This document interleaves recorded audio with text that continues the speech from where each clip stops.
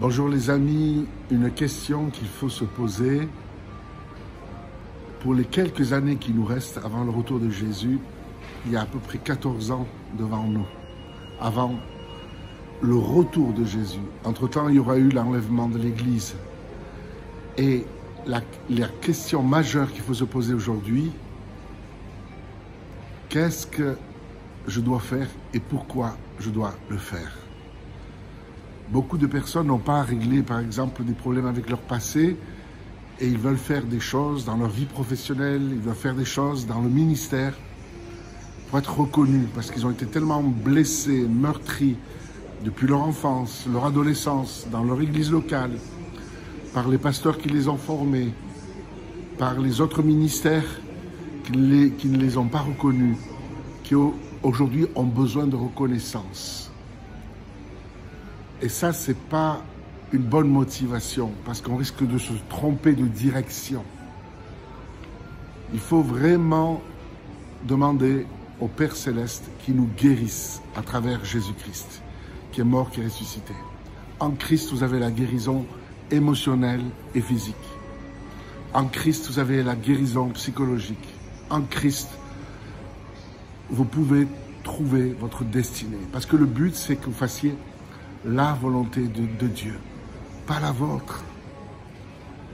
Il faut faire la volonté de Dieu.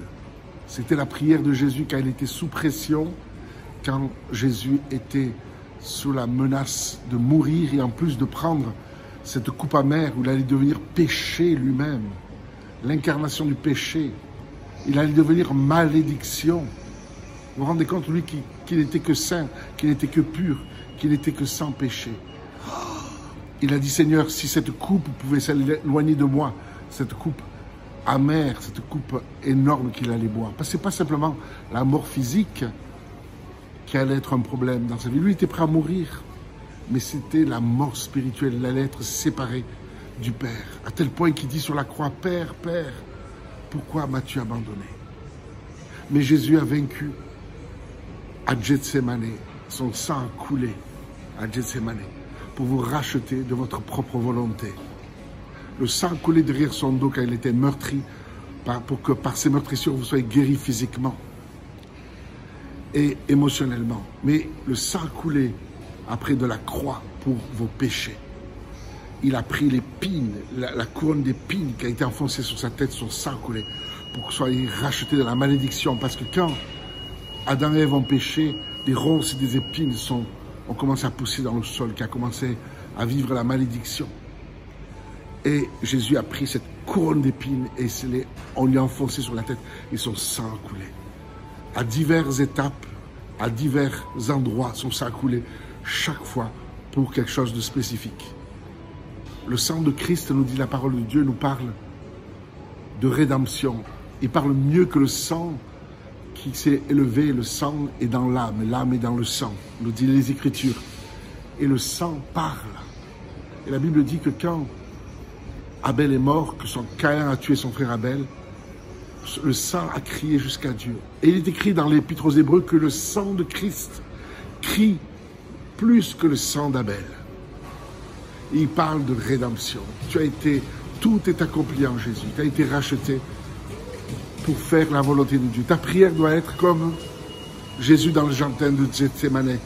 Tu n'as même pas à souffrir, tu as simplement à t'abandonner en réalisant que Christ a souffert à Gethsémane à tel point, il avait une telle agonie que des grumeaux de sang sont sortis de son front. Il t'a racheté de ta volonté propre. Il t'a racheté du rejet.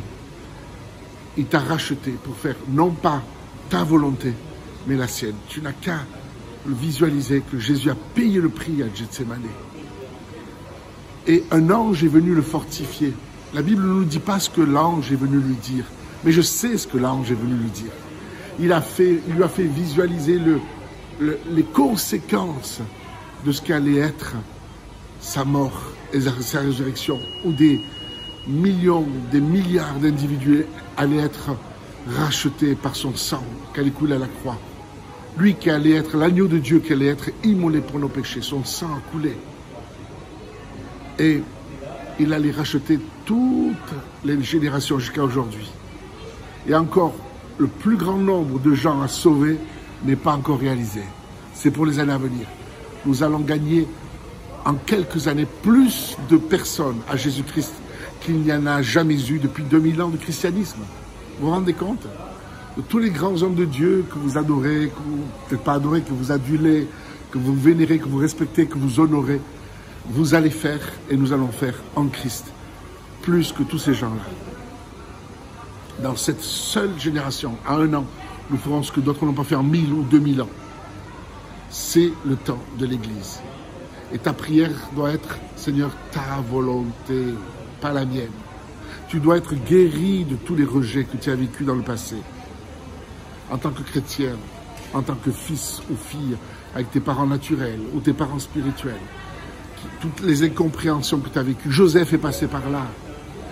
Beaucoup d'hommes et de femmes de Dieu sont passés par là. Jésus est passé par là. À Gethsémane, son sang a coulé de son front pour te racheter de ta volonté.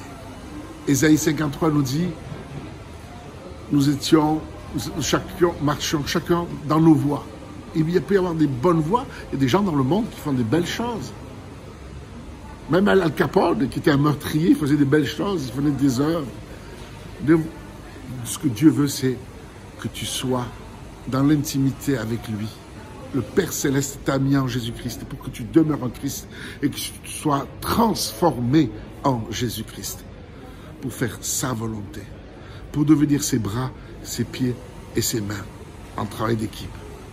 Oh, mes frères et mes sœurs, ça doit être votre prière et ma prière. Seigneur, ta volonté, pas la mienne. Tu es sauvé pour servir le Christ, pas pour chauffer les bancs le dimanche matin dans une église.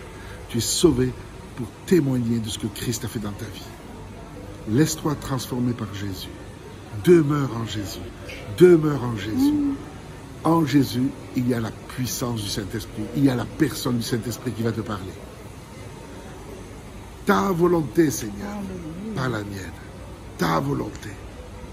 Les alliances, il faut les faire avec les alliances, avec des gens qui sont à 100% avec le Seigneur. Alléluia, il faut faire corps, comme dans les actes des apôtres. Vous étiez un seul esprit, une seule âme, un seul corps. Un corps en mouvement, dont Jésus est la tête. Oh, alléluia. C'est l'ère apostolique, c'est l'ère où Dieu va vous envoyer dans votre appel, où chaque membre du corps est utile, où chaque membre va être au travail. Oh, alléluia. Soyez bénis, les amis. Alors que ce soit votre prière, comme la prière qui a été faite à Gethsémane par Jésus. Il vous a racheté de votre volonté propre. Abandonnez-vous entre les mains du Seigneur et faites cette prière, Seigneur. Ta volonté, pas la mienne, Seigneur. Soyez bénis au nom de Jésus-Christ.